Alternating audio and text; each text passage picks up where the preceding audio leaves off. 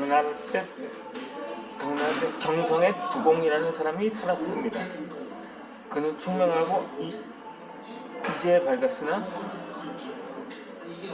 의외로 재력을 갖춘다거나 돈 버는 능력을 제대로 발휘하지는 못했던 것입니다. 어쩔 수 없이 그는 작은 범위에서 돈을 벌기 시작을 했습니다. 그는 돈을 벌 수 있을 만한 방도를 찾아 경성을 두루 돌아다녔습니다. 그러던 어느 날 교회로 빠져나간 그는 빼어난 산수를 배경으로 큰 저택이 자리 잡고 있는 것을 보았습니다. 알아보니 그것은 한 고관대작의 집이었습니다. 저택 뒷뜰에 바닷가 쪽으로 가보니 연못이 하나 있었는데 연못은 작은 냇물과 통에 있어 물이 드나들었고 수질도 깨끗한 편이었습니다.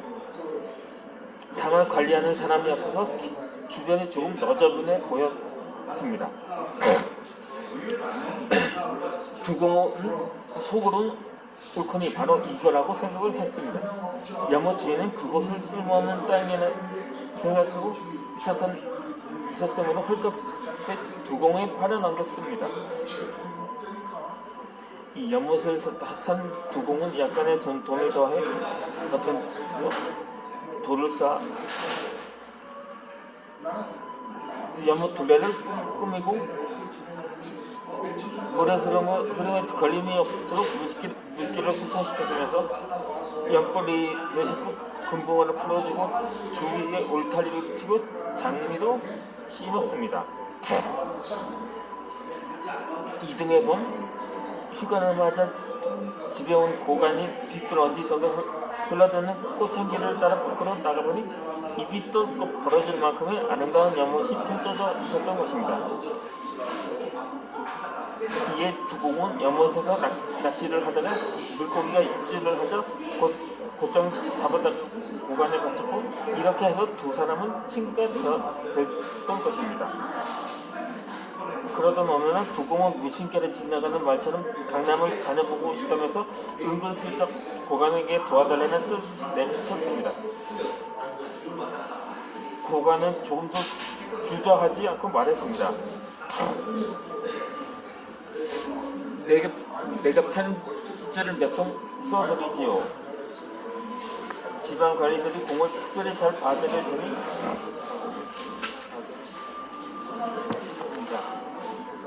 그러면서 말하자 두공은 이 편지들을 가지고 여러 지방을 돌아다니면서 관보의 든든한 뒷받침에 힘입어 헐값에 물건을 사서 고가에 팔았고 그렇게 해서 불과 몇 년 안에 큰 돈을 벌 수 있게 되었던 것입니다. 그 밖에 다른 사람에게 도움을 청하는 과정 또한 원칙과 순서를 따라서 점진적으로 일어나가야 합니다.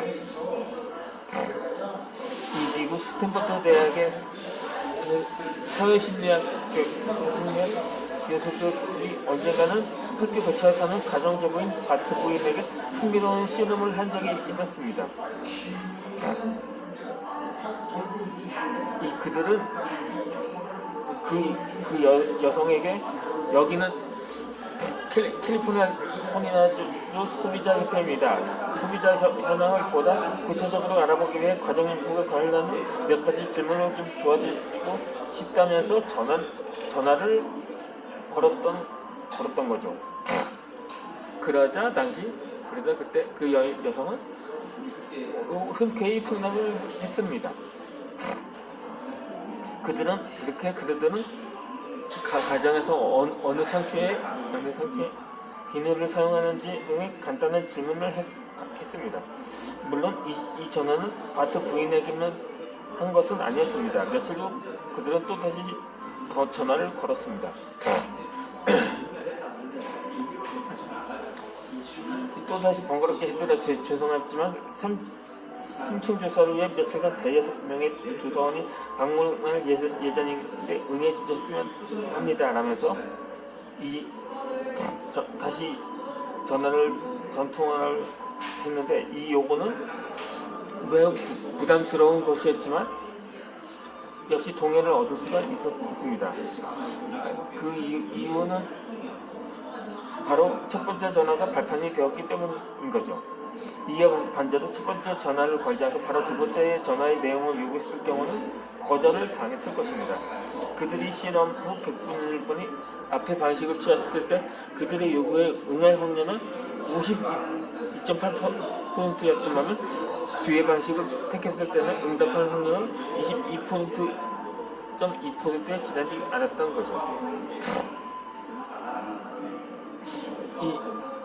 이로부터 우리는 다른 사람에게 부탁할 때는 작은 일에서부터 큰 일로 가벼운 것에서 무거운 것으로 옮겨야 함을 알 수가 있습니다. 만약 처음부터 지나치게 부담되는 부탁을 한다면 상대방은 다르듯이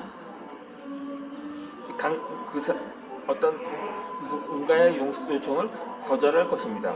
그러므로 상대가 한 단계씩 받아들일 수 있도록 접근하는 것이 다른 사람의 도움을 구하는 작은 기술인 것입니다.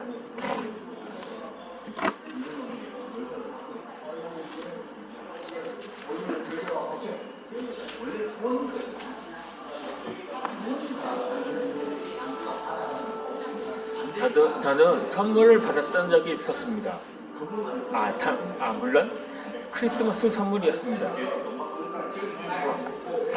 제가 유치원 때부터 초등학교 때까지 선물을 받았는데 처음에는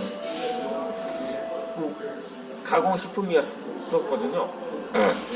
그러니까 바나나킥,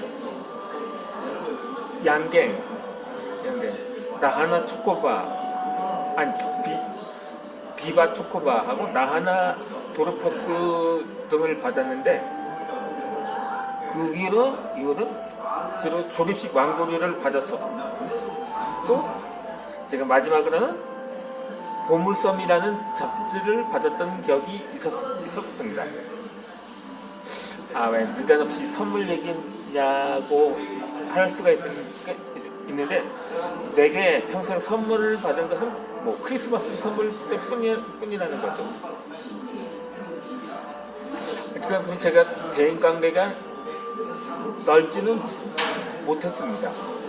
물론 지금도 그냥 괜히 유튜브 영상을 찍는데도 마치 원맨쇼 하는 것 같고 그런 기분이 들더라고요. 사실 이 선물은 하나의 성의를 표시하는 것이 됩니다. 따라서 선물은 대인관계에서 소홀히 할 수 없는 예의지만 상대방이 선물을 거절하거나 완곡하게 사용하는 상황도 발생할 수가 있습니다. 그렇다면 어떤 선물을 어떻게 주는 것이 적절하고 사리에 맞을까요? 선물을 주는 때도 전략이 필요하다는 것입니다. 그러니까 어떻게 보면 선물이 될 수도 있고 어떻게 보면 뇌물이 될 수도 있다는 거죠. 장시간 이 대인관계를 유지해 나가다 보면 선물을 주고받아야 할 경우는 적지 않게 생길 것입니다. 명절이라든가 출산, 결혼, 생일, 개업, 이사 등과 같은 기념일이나 감사의 표시, 도움 요청 등등의 다양한 상황에서 선물을 빠질 수가 없습니다. 물론 위법한 뇌물 수수는 다른 성질의 문제로 여기에 해당되지가 않습니다. 그러므로 선물을 잘 주는 것은 기술이라는 것입니다. 누구에게 무엇을 어떤 방식으로 주어야 하는지 그것들의 주관을 사회적으로 통일되는 기술진이 있습니다.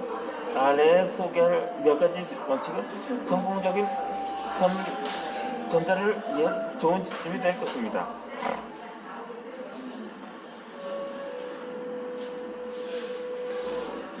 일반적으로 선물이 지나치게 가벼우면 성의가 부족해 보이거나 상대를 소홀히 생각한다는 오해를 살 수가 있습니다. 특히 친분이 두터운 사이가 아닐 경우 더욱 그러하다는 거죠.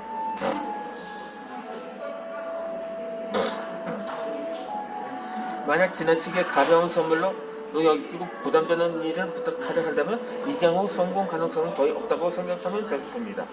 그러나 지나치게 값이 비싼 선물 역시 많은 사람 입장에선 뇌물을 먹는 듯한 느낌을 가질 수가 있으므로 특히 상사나 동료에게 선물할 때는 특별히 주의를 기울여야 할 필요가 있다는 것입니다. 이속 차리기 좋아하는 사람이나 담이 유발하게 큰 소수를 제외한 대다수의 사람들은 부담스러운 선물을 사양할 것이고 간혹 선물을 받더라도 돈을 지불하거나 나중에 애라도 선물을 전매하고자 할 것입니다. 이는 결국 상대방의 소비를 강요하는 것이나 마찬가지입니다. 만약 상대방이 선물을 받지 않는다면 주는 사람의 입장에서 볼 때 돈은 이미 써버렸고 물건은 자기가 가져봤다 별 쓸모도 없을 테니 헛돈 쓰고 고치거리만 나는 셈이라는 거죠. 따라서 선물의 결정을 선택할 때 상대방의 부담을 느끼지 않고 혹해 받을 수 있는지의 여부를 기준으로 삼아야 합니다. 네, 그렇다면 이어서 영상을 올려드리도록 하겠습니다.